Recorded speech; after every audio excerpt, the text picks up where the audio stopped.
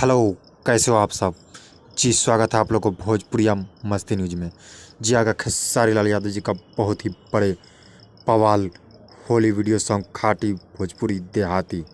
जी हाँ, जो कि खेसारी लाल यादव जी को पहले आप लोग सुनते थे जिस ट्यून पे, वही गाना फिर खेसारी लाल यादव जी एक बार फिर लेकर के आ रहे हैं बहुत दिनों बाद। तो आप लोग सुनना मत भूलिएगा फालतू इंटरटेनमेंट यूट्यूब चैनल पे।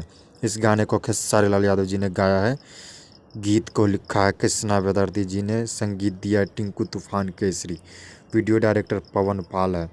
जो कि 14 फरवरी को 9 बजे, जी हाँ 14 फरवरी को 9 AM सुबह में ये गाना रिलीज किया जाएगा। तो आप लोग सुनना मत भूलिएगा इस गाने को फालतू इंटरटेनमेंट यूट्यूब चैनल पे।